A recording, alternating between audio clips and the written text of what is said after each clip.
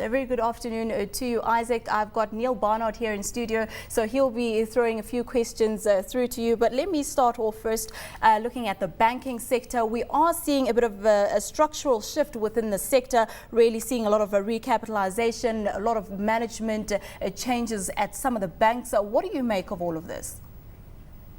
Well, I think it's a point of things to come in terms of the environment that is currently playing out. And in our assessment, we think that in line with the recapitalization of the banks, in line with the central bank capital requirements, and also as the banks' loan books continue to expand, there'll be an increasing need to increase their customer deposits. And I think in terms of the local market, they might be getting to a point where things are likely to get saturated in the near term. So I think banks are basically changing their strategies to start focusing on markets outside Kenya to continue sustaining their performance. So we think it's basically in line with streamlining their strategies to continue sustaining their performance going forward. Thanks, Isaac. It's Neil here. While we're on the topic of banks, there's talk of the government increasing lending rates or capping them at least by 4% in the near future. Firstly, what are the chances of that regulation being passed? And if so, what impact is it going to have on banks, their performance and their share price performance as well? Well, I think there's a lot of apprehension within government circles about intervening in the lending rates market, so to speak. But on the other hand, again, there's a lot of pressure. Again, being an election year and again being a very populist move, it's actually playing out very well in the public domain that people are saying, well, banks are making huge profits on the back of high lending rates, and there's need to possibly bring down these lending rates so that the benefits can be passed on to consumers. But I think looking at the dynamics of the industry and looking at where the country is right now, there's a lower likelihood of government actually conceding to allowing a direct control of interest rates. Perhaps you might see a moderate intervention in the sense that banks might probably be asked to align their rates in line with the CBR. And I think that has already started taking place as far as the overnight lending rate is concerned. So I think it remains to be seen going forward whether the same is likely to happen to lending rates. Because again, there's a usual discussion going on that lending rates are actually high, not necessarily because banks are refusing to bring down rates, but because of structural factors that might not be easy to deal with. For instance, high staff costs, high operating costs, and the like. So it's going to be a challenging debate going forward. So challenging debate for the banking sector. So what should investors be doing within the banking sector? How should they be playing it right now? Well, I think in our assessment, if you look at banks and you look at the valuations currently, especially the large cap banks, we think that's really the place one should be, looking at the likes of KCB, looking at the likes of Equity Bank, even the likes of NIC and Diamond Trust.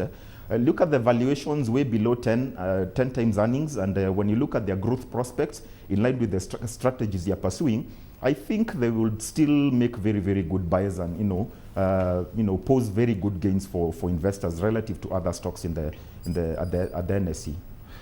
Isaac, there's also talk of the government divesting in some of the holdings in the likes of the bigger banks, and it's said to be that Equity Bank will not benefit from this quite drastically. The likes of KNCB and Co-op have bigger government holdings in them. How do you see this panning out in the future? I mean, is it going to impact Equity Bank stock price quite negatively? Well, I think there's been talk of certain banks, or rather the government offloading their stake in certain banks. But I think when we look at the current environment and we look at the issues that are currently playing out, there's actually a discussion going on in terms of the funds that are being disbursed by government for development projects, especially focused towards empowering the youth and empowering women. These funds have not by and large been having the effect that is intended. And the feeling is that that is the case because they've been disbursed through private banks, more or less. So there's a feeling that if these funds are disbursed through banks that are part owned by the government, there might be a more greater impact than what has been seen. So in line with that, I think there might be some hesitation, especially from the politics side, to totally divest from the banks that the government currently has a big shareholding in for precisely that matter. So I think in our view, Whereas that might be in the pipeline, we really don't think that it's something that's going to happen perhaps within this year or within the current budget cycle. Looking at the overall market, Isaac, the NSE 20 likely to, well, some analysts saying that it's likely to breach that 4,000 psychological level within the next 2 weeks. Do you see this happening, and which of the companies should one be looking at right now? Well, I think if you look at the index where it is right now, we're just about 39 points short of the 4,000 level. So I think there's a very, very strong case that we could actually see the market hitting, or rather the index hitting the 4,000 mark this month. And I think, again, when you look at the valuations, the market is just trading at just around 10 times earnings. And historically, it's been trading at around 15 to 20 times earnings. So in terms of, and again, looking forward, there's still very, very good prospects as far as growth of these companies is concerned, and the sustainability of the earnings. So from that point of view, and from the point of view that had been mentioned earlier by Barnard, I think in terms of foreign investors showing a keen interest in the market, especially from the valuations point of view, we actually see the index breaching the 4,000 mark and possibly going up higher. And we still think that even right now as we speak, equities are probably one of the best asset classes to be in terms of growth down the line. Isaac, before you came on, Mashudu and I were chatting about the elections going forward. And I want to know, from my side, first of all, we basically deal with foreigners and foreigners only. We've seen a lot of interest in the market, and it seems as if it's not deterring them from investing, because as you know, foreigners have been buying quite a lot in the Kenyan market. From your side, what are you seeing with the locals? Are they quite positive on the election side? And going forward, will this rally be sustainable in Kenya? I mean, after breaching the 4,000 mark, are they holding on to stock? Are they disinvesting? What do you see going forward, the rest of this year and the beginning of next year, getting closer to the elections? I think, well, it's a bit tricky, because one of the things we've seen, I think, foreign investor participation has been very, very high.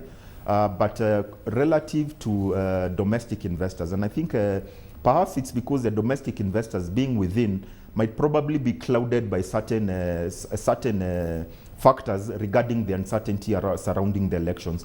But I think given the reforms that have been taking place since 2007, and more importantly, the new constitution and the devolved system of government that is supposed to come into effect next year, and also in terms of what the population has been through and the safeguards that have been put into the political system to ensure that we don't have a repeat of the violence that we saw in the last elections in 2007, the likelihood of the country melting down because of violence after the elections or just around the elections is very, very minimal right now. And I think what foreigners are essentially saying, or rather the signals they are probably sending, is to them they think this is the best time to get in because valuations make sense.